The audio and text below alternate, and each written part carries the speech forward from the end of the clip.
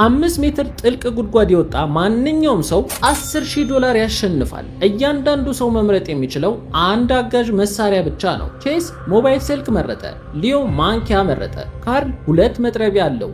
ራያን የስዕል መሳያ መሳሪያዎችን ወሰደ። ታይለር ብስክሌት ይጠቀማል። ጄክ በባዶ እጁ ለመውጣት ወሰነ። በአጭር ጊዜ ውስጥ የወጣው የሽልማት ገንዘቡን ያገኛል። ቼስ በድንገት ወደ ጉድጓድ ውስጥ ወደቀ። በስልኩ ለማምለጥ አቅዷል። በግድግዳው ላይ መቆፈር ጀመረ። ነገር ግን ስልኩ ለስላሳና ትንሽ ነው። የሚቆፍራቸው ቀዳዳዎች በጣም ትናንሽ ናቸው። 20 ደቂቃዎች አለፉ። ቼስ አሁንም ምንም መሻሻል አላሳየም። በስልክ ማምለጥ የማይቻል ይመስላል። ለማቆም ወሰነ። የሊዮ ተራ ነው። በማንኪያው ያመልጣል።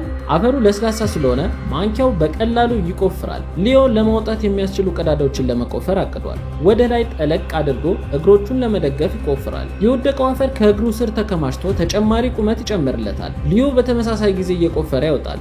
ሊደርስ ተቃርቧል። በፍጥነት ሌላ ቀዳዳ ቆፈረ። አንድ እርምጃ ወደ ላይ ወጣ።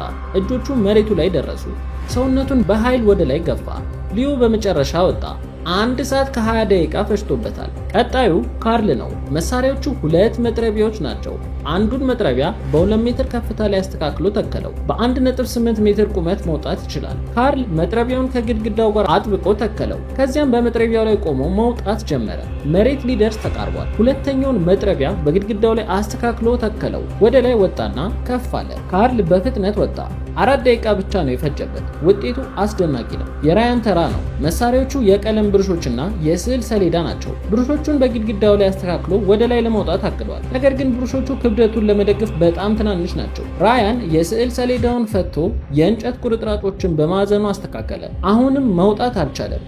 ራያን ተስፋ ቆረጠ። ማቆም ነበረበት። ቀጣዩ ታይለር ነው። የብስክሌቱን መቀመጫ አውልቆ ብስክሌቱን ከግድግዳው ጋር አጋድሞ ጎሞቹን በአፈር አጥብቆ ያዘ። ከዚያ መውጣት ጀመረ። አሁንም ከመሬት በጣም ርቋል። መቀመጫውን ተጠቅሞ ተጨማሪ ቀዳዳዎችን ቆፈረ። 3 ቀዳዳዎች ከቆፈረ በኋላ በፍጥነት ወጣ።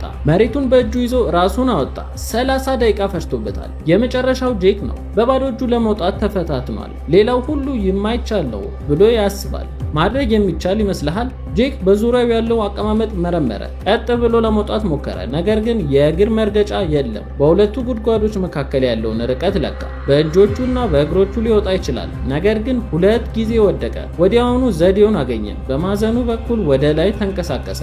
እጆቹና እግሮቹ በትክክል አብረው ይሰራሉ። በፍጥነት ወደ ላይ ወጣ። ቀስ ብሎ ወደ ጎን ተንቀሳቀሰ። ጄክ በእርግጥ ተሳካለት። የማይታመን ነው። ሰዓቱ 3 ደቂቃ ከ30 ሰከንድ ነው። እንኳን ደስ ያለ ጄክ ስላሸነፍክ። አንተ ብትሆን እንዴት ታመልጥ ነበር? ቀጣይ ቪዲዮ እንዲደርሳችሁ ፎሎ ማድረግ አትርሱ።